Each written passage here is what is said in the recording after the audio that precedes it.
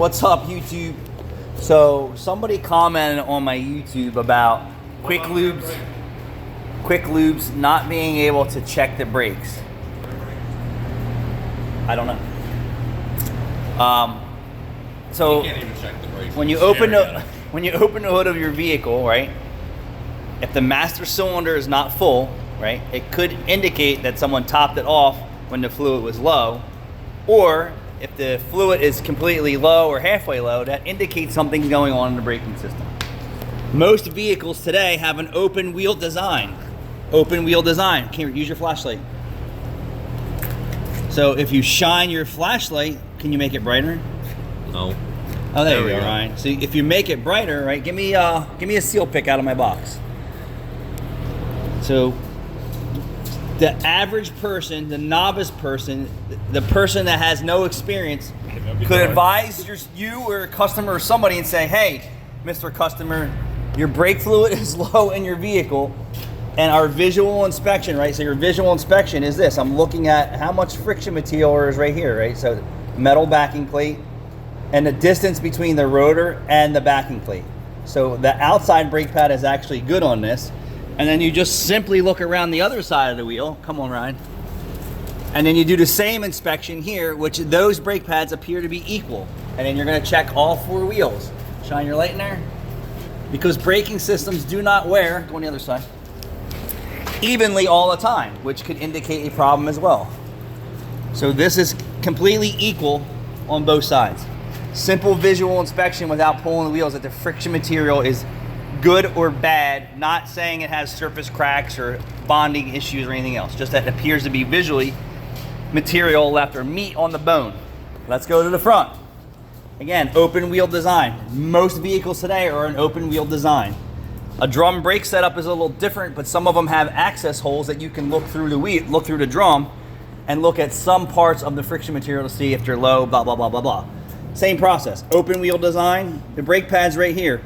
Anybody that can see with a flashlight, especially in our line of work, could tell the customer that your brake pads are still good, your brake pads are low, you require attention today because there's nothing left, sir.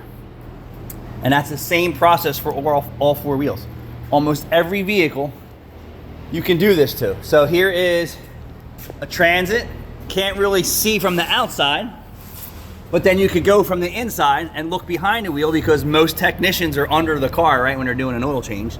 And then you could shine the flashlight, go lower. You can check it right there. Right here, go back here. This is how I like to look at it. Now you can look at the distance here between the brake pad and the caliper bracket. If the pad is sucked all the way in, that indicates that the brakes are low. So then you could take a closer look at this. These brakes are low, but not low enough for me to tell this customer that he needs them today. This is one of our fleet vehicles and they're in here regularly, so we'll keep an eye on this. And let's go to the back, Ryan. Again, open wheel inside on most vehicles. So I see new calipers and I see new brake pads, right? So shine the light right here. Right here, get closer. So right in there, can you see that? Let me flip the camera.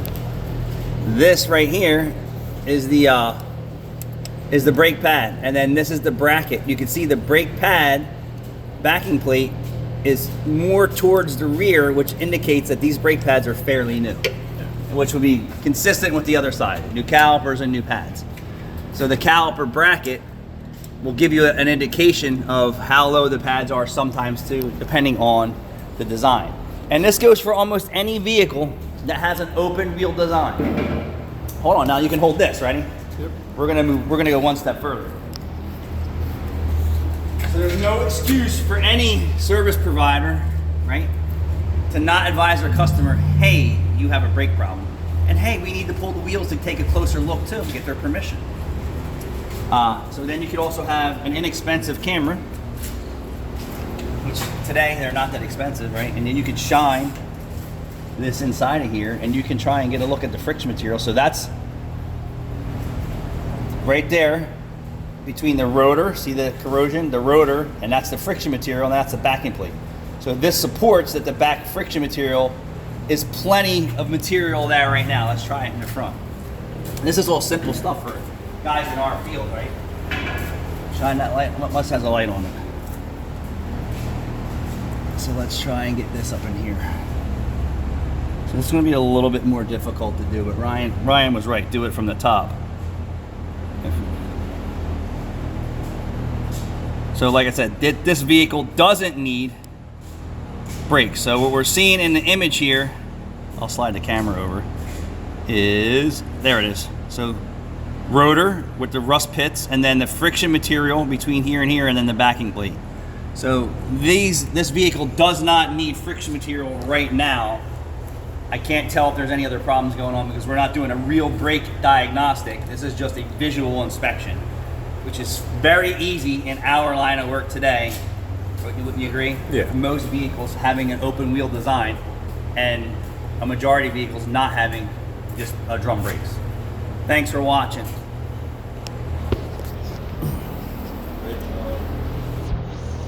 That's it. Right behind